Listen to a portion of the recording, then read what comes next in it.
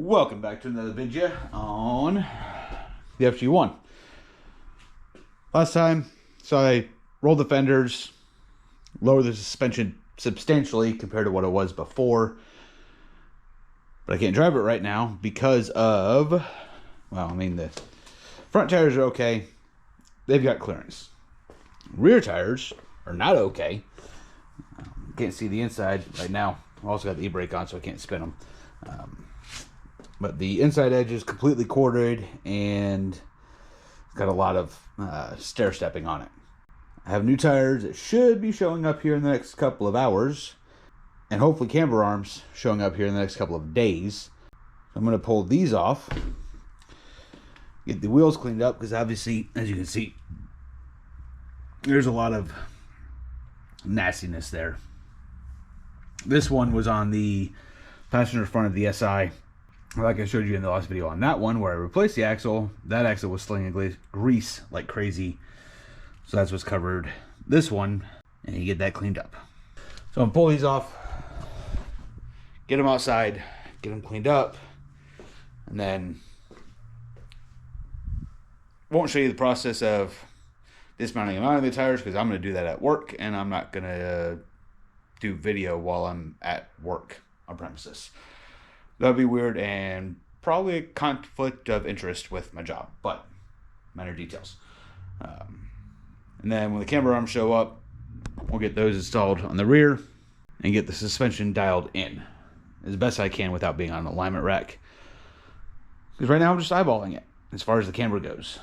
I am going to be changing up the tire size. Right now what is on here, I don't know the exact offset of the wheels, but they are 18 by 9.5. with a 225/30 on them. I'm going to a 235/40, which is the correct, or closer to correct, rolling diameter to factory than what this is. So I think it's like 0.4 or 0.04% off of the factory tire size, where this is like 9% off. So I may have to do some more as far as like messing with the heights and the camber to get the 18 by 9.5 to fit with the 235/40. But I'll let you know, obviously.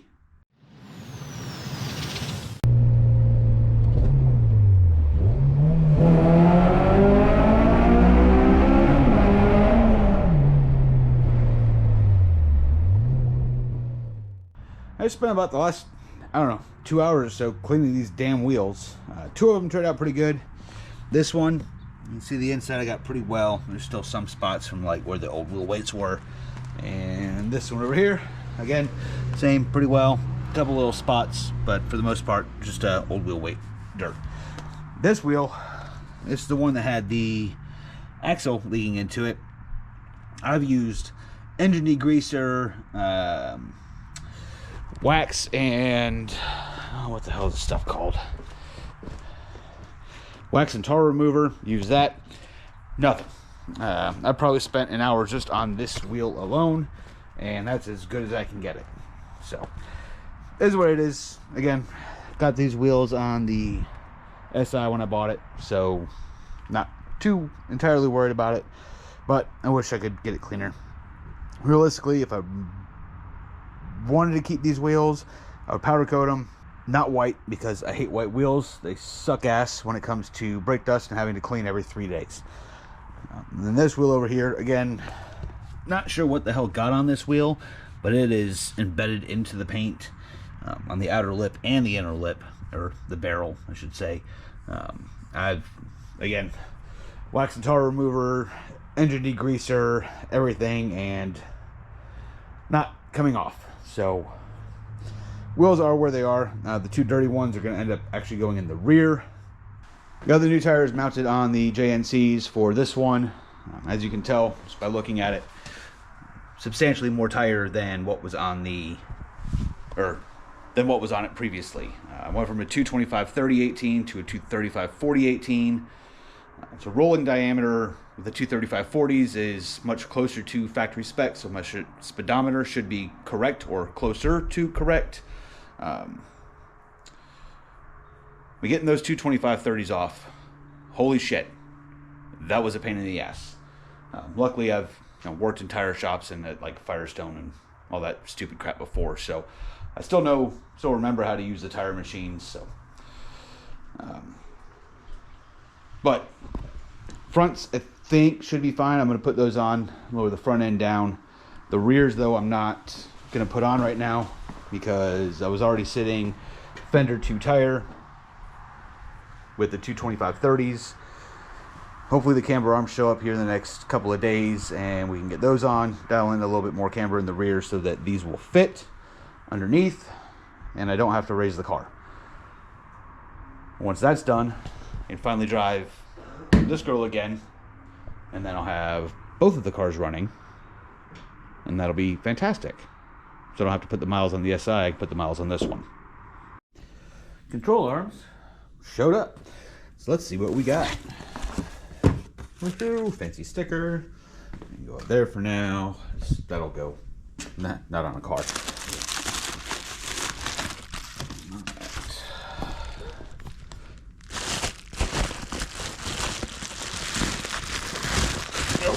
Again. Oh Jesus. Oh wow. Those are nice. Almost too pretty to put on the car. But got obviously these. Now I need to go on the rear back here and replace those old crusty hunks of junk so we can add some camber into the vehicle and get these rear wheels on. And then hopefully be able, sorry, got a little bit of a close up there as I'm picking up trash. Get these wheels on and dialed in. We can hopefully drive this car again.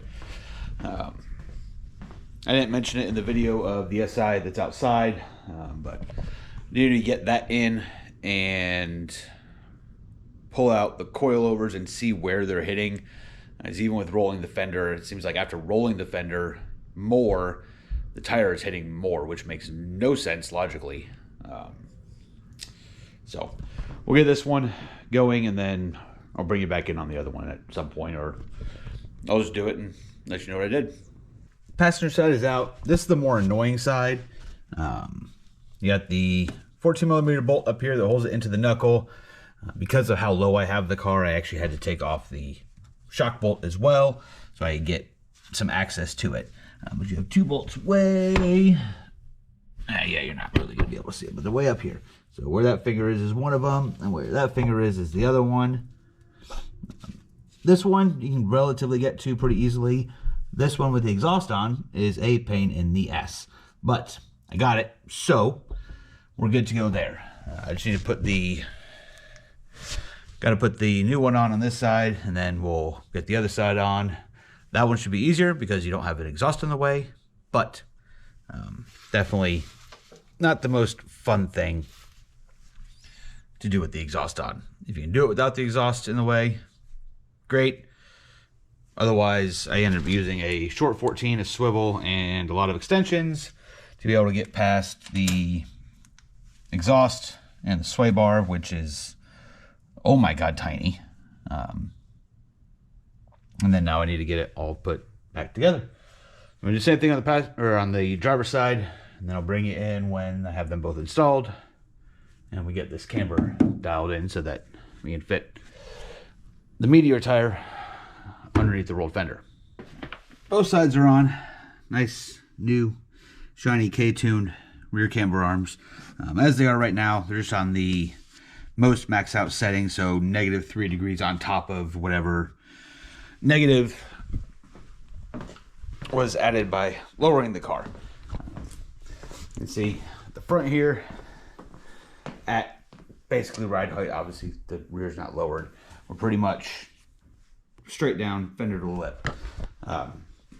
In the air, fully maxed out, we're already fender to lip, and that doesn't include dropping it to ride height. So I'm going to lower it down with how it is now. Obviously put on the wheel on the driver's side as well.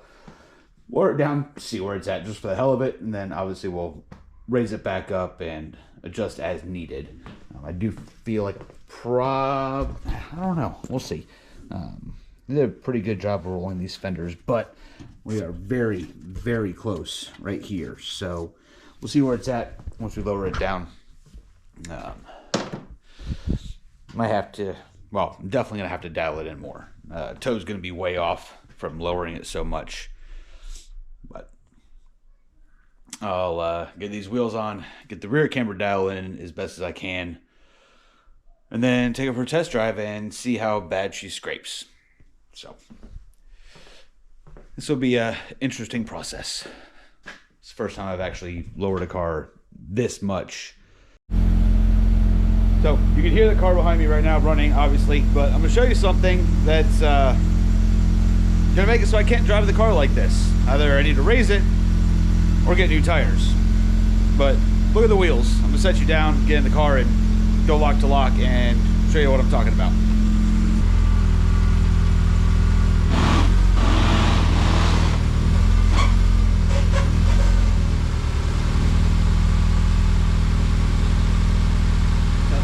There, that tire is touching the fender. So the 235/40 is too big of a tire to be able to have the car this low. I showed you this in the last clip, but these are at max camber on the camber arms, and they're almost touching all the way around, and it pretty much is touching right here. Yeah, it's not quite touching, but there's less than like a fingernail's width right there between the tire and the rear bumper. So yeah, she's gotta come up, probably come up about a ½ an inch for now. Then when I decide to get new tires, lower her back down, raise the car ½ an inch all the way around. So let's get it off the jack stands and see what it looks like.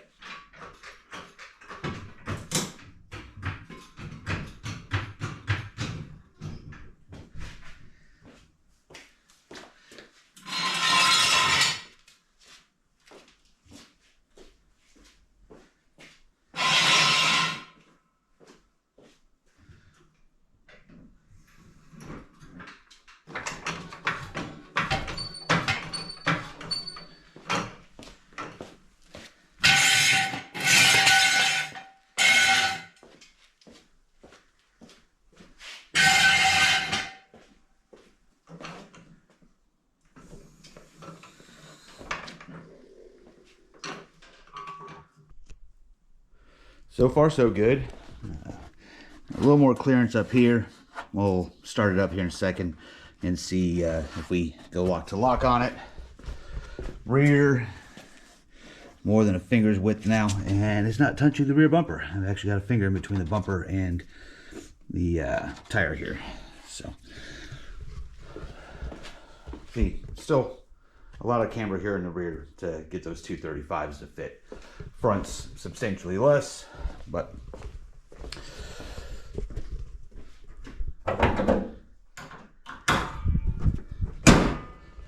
let's start her up real quick and see if she can go lock to lock without hitting the fenders.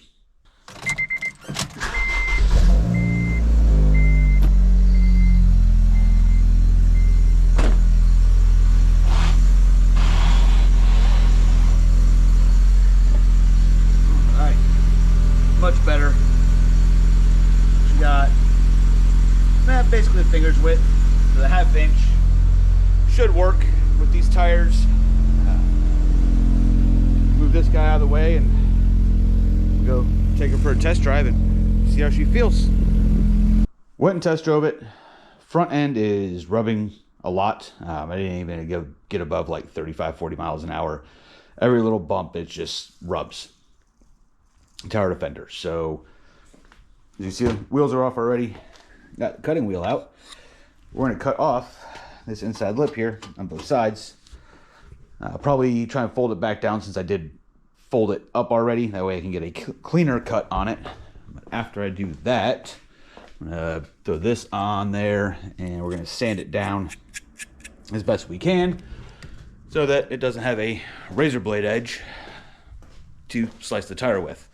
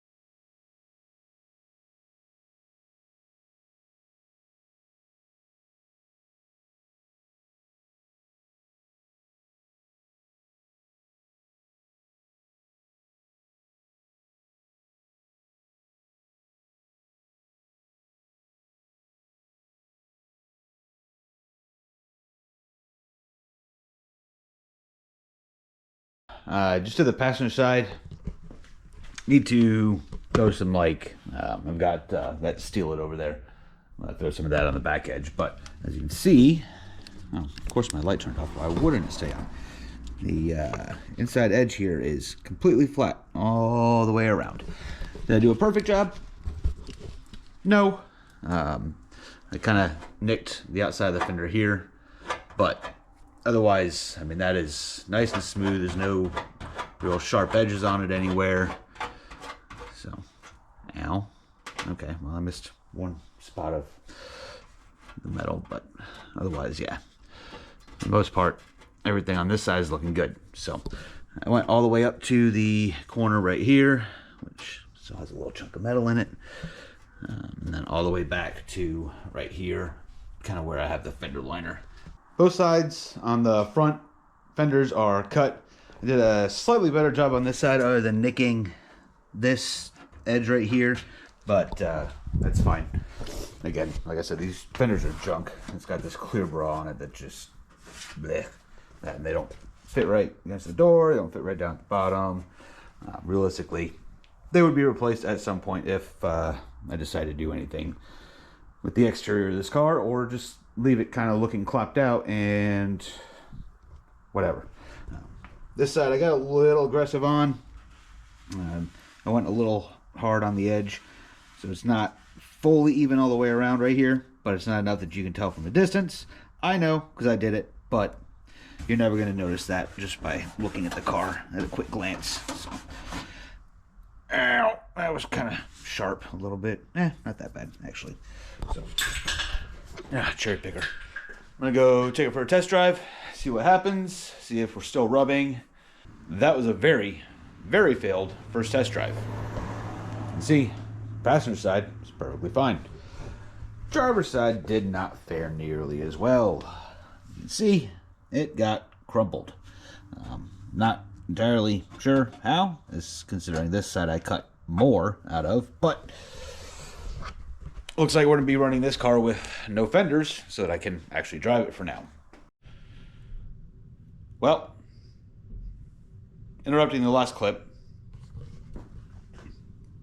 because I feel like it, I'm going to cut these fenders some more, because why not? This one's already destroyed, so might as well see what I can do. Just kind of make my own fender design, because screw it, I can. So I'm gonna bust out this tape up these fenders, and see what I can come up with. And we're just gonna kind of Mad Max this car now, because I'm not gonna put a front bumper back on it. Fenders are already destroyed, so let's hack them up and see what happens. All right. I think this is what we're going to do here. Go from this corner up to the top of the peak of the arch.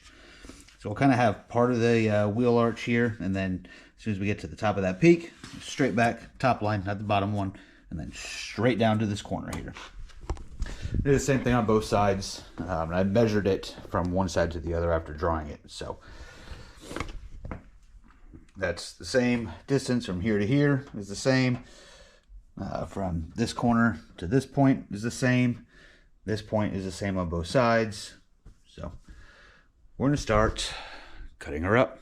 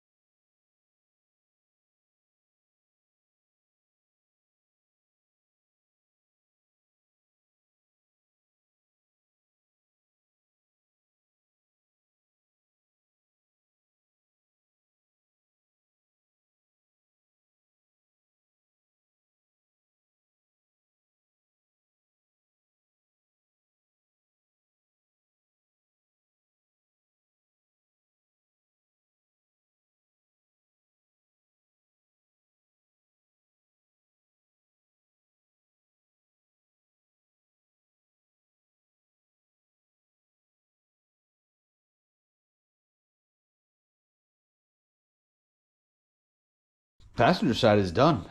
Honestly, I kind of like it.